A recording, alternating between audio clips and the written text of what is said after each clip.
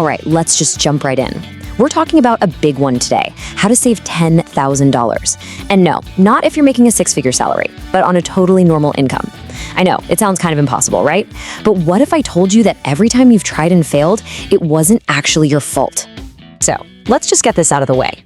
90%, that's how many people who set a big savings goal, just like this one, give up.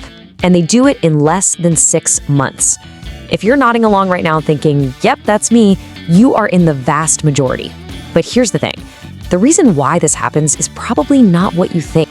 And this is the key to everything. The problem isn't your willpower. It's that you've been taught to save completely backwards. Think about it.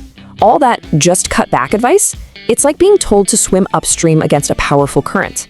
It's designed to fail because it's fighting the way our brains are actually wired. Okay, so here's the science, and this is fascinating. It's a little thing called loss aversion.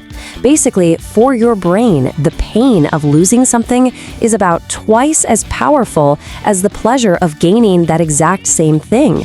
So when you manually move money to savings, your brain doesn't see it as a gain for your future. No, it screams, "We're losing money." It literally feels like a punishment. So how in the world do you get around your own brain?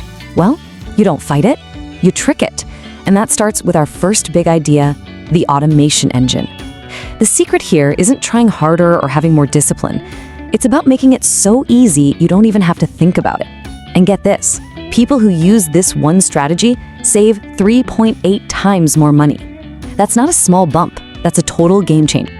And the best part? It's ridiculously simple. Here's how it works. Step 1, your paycheck hits your bank account, just like it always does. Step 2, on that exact same day, an automatic transfer, just poof, whisks a percentage of it into a totally separate savings account, an account you don't touch. You make the decision one time, and then it happens like magic, every single payday. Just look at the difference here. The old way, manual saving, is all about willpower. It hurts. It feels like you're losing money every month, so it's super easy to just not do it. But the automated way, it happens before you even see the money. It becomes invisible. No pain, no willpower needed. It's consistent, it's reliable, and you never feel that sting of loss. Okay, I know what you're thinking. Automation is great, but $10,000 is still a huge number. And you're right, it feels massive. So let's shrink it. What does 10 grand a year actually look like? Well, it's about $27 a day. 27 bucks! Suddenly that giant scary mountain just turned into a small, manageable hill, didn't it? And where you find an extra $27 a day? Look, this isn't about giving up everything you love. It's about the small stuff. It's cooking dinner instead of grabbing takeout. That's an easy 10, 15 bucks right there. Making your own coffee instead of buying it. Another 5. You start adding up these little, almost unnoticeable changes, and you'll find that $27 faster than you think. All right, so we've got the engine built, the automation is running, but that's just part 1. Now we get to the really fun part, winning the mental game. Because let's be honest, there are psychological traps everywhere, literally designed to get you to spend your money. We need to learn how to spot them and sidestep them. So meet the main villain of our story. It's called present bias. It's that little voice in your head that says, ooh, shiny new thing right now is way better than a big pile of money way off in the future. It's the reason why you can have the best intentions in the world to save, but that impulse buy just feels so good in the moment. So how do we beat this thing? Again, you don't fight it head on. You use a little bit of mental jujitsu. It's called the 30-day not now rule. It's so simple. The next time you feel that urge, that I have to have it feeling, you don't tell yourself no. You just tell yourself not now. Put it on a list and just wait 30 days. You're not saying never, you're just pressing pause. And what happens when you press pause? This is where the magic happens. A staggering 92% of the time, after those 30 days are up, you won't even want the thing anymore. Seriously, that initial rush of excitement, that dopamine hit you get from just wanting something, it fades, and your calm, rational brain gets back in the driver's seat. Here's another powerful mental trick. It's about understanding what your money could become. Think about a $5 coffee. No big deal, right? But what if I told you that same $5, if invested, could be worth $34 in the future? Now the question isn't, do I want this coffee? It's, is this coffee worth $34 of my future freedom? That hits different, doesn't it? Okay, so this all brings us to the third and maybe the most important piece of the puzzle, the wealth mindset.